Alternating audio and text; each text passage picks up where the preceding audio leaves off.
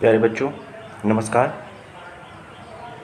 मैं आपका स्वागत करता हूं अपने इस ऑनलाइन प्लेटफॉर्म मैथ विद शरद में। बच्चों, आज हम एक नया टॉपिक पढ़ने जा रहे हैं मैथ का, जिसका नाम है लासा और मासा।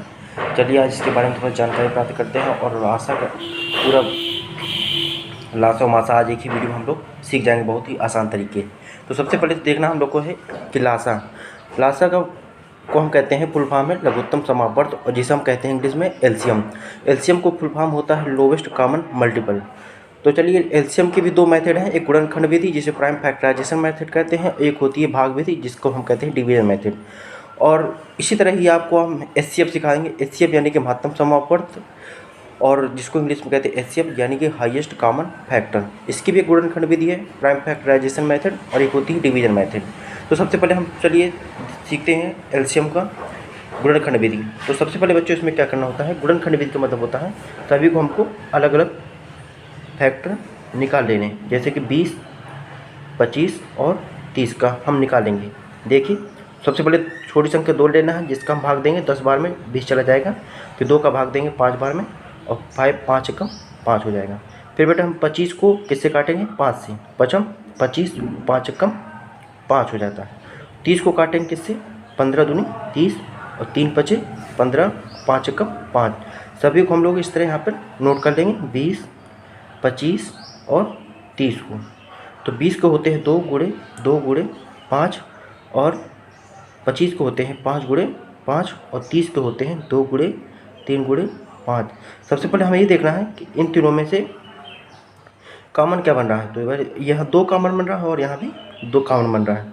और यहाँ पे देखेंगे हमारा ये 5 कॉमन है, ये भी 5 कॉमन है, और यहाँ भी 5 कॉमन है, और इसके अलावा हमारा कोई भी नहीं बन रहा है।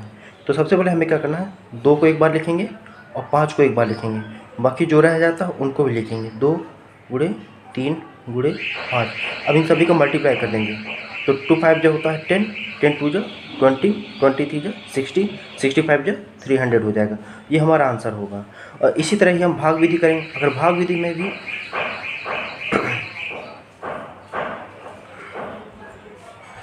तो अब इसके बाद देख लेते हैं हम लोग, ये हमारा यहाँ पे धोखे से लिख गया है लासा। अब देखिए भाग विधि में क्या होता है, लासा को एक साथ करते हैं, 20, 25 और 30 को हम ऐसे एक साथ करेंगे और देखेंगे 2 का भाग दिया 10, यहाँ पे 25 नहीं कटे 2 से, इसको इस तरह लिख देंगे। 30 कटता है 15 बार में, तो 15 बार लिख दिया। फिर 2 से काटेंगे, 2 पंचे 10, 25 नहीं कट रहा और 15 भी नहीं कट रहा। अब बारी किसकी, 3 से काटेंगे, 3 पचे 15, 25 नहीं कट रहा, उसको सेम इस तरह लिख देंगे और 5 इस तरह लिख देंगे। अब आते हैं पारी, 5 एकम 5, 55, 25, 5 एकम 5 और 5 एकम। अब देखिए यहाँ पर हम सबका क्या करेंगे, मल्टीप्लाई कर लेंगे। 2 गुणे 2 गुणे 3 गुणे 5 गुणे 5। तो देखिए 2 दूनी 4, 4 ते 12, 12 पंचे 60 और 60 पंचे 300 होता है। देखिए दोनों का ही आंसर लगाने के तरीके दोनों के अलग अलग हैं। ये हमारा गुणनखंड विधि है और ये हमारी भाग विधि है, और दोनों का आंसर सेम आ रहा है। तो ये हो गई हमारी गुणनखंड विधि और ये हो गई भाग विधि। अब चलिए हम पहुँचते हैं कहाँ पर, एचसीएफ की तरफ। एचसीएफ का भी गुणनखंड विधि क्या होता है, हम लोग को अलग अलग करना पड़ेगा, जैसे हमने यहाँ पे नोट कर लिया। तो अब यहाँ पे 2 छक्का 12, 2 3 6, 3 1 का 3। 30 का करते हैं तो 2 का करेंगे 15 बार में कर जाएगा, 3 पचे 15 और 5 एकम 5। 60 का करते हैं तो 30 दूनी 60, 2 का करेंगे तो 15 दूनी 30 और 3 पचे 15, 5 एकम 5। अब देखिए 12 के यहाँ पे अलग से लिख लेंगे हम, 2 गुणे 3। 30 के इसी तरह ही हम लोग को लिख लेना है, 2 गुणे 3 गुणे 5, और 60 को भी इसी तरह हम लोग लिख लेंगे, 2 गुणे 3 गुणे 5। अब देखिए जो इसमें तीनों में कॉमन हो रहा है, देखिए एक तो पहली बात 2 कॉमन आ रहा है तीनों में, और एक 3 आ रहा है कॉमन, तो 3 लिख दिया। इसके अलावा हमारी कोई संख्या नहीं इसमें कट रही है ना, तो हम केवल 2 और 3 को ही लिखेंगे, सबको नहीं लिखेंगे। क्यों, क्योंकि वो संख्या तीनों में होनी चाहिए। तो 2 है तीनों में और 3 आ रहा है तीनों में, तो 2 3 6। ये हमारा क्या हो गया, आंसर हो गया, यानी कि मासा निकल के आ गया। अब हम सीखते हैं भाग विधि। भाग विधि में देखिए जो मासा की जो डिजिट थी जिनका हमने मासा निकाला गुणनखंड विधि से, उन संख्याओं को हम भाग विधि से निकालेंगे। भाग विधि ऐसी होती है, सबसे पहले छोटी संख्या का हम उससे बड़ी वाली संख्या में भाग देते हैं।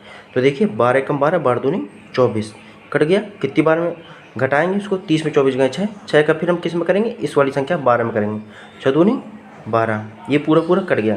अब इस संख्या का हम क्या करेंगे, 6 को फिर लेंगे। अब इससे बची हमारी लास्ट डिजिट बची है 60, यानी कि 60, इसमें करेंगे 6 हम 60, तो यानी कि यहाँ भी आंसर हमारा पूरा पूर गया।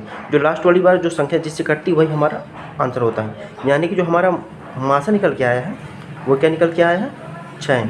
तो देखिए अगर हमने गुणनखंड विधि से मासा निकालता तो भी 6 आ रहा था, और भाग विधि से निकाला तो भी 6 आ रहा है। तो आशा करता हूँ आप लोग को मेरा पढ़ाया हुआ मेथड अच्छा लगा होगा।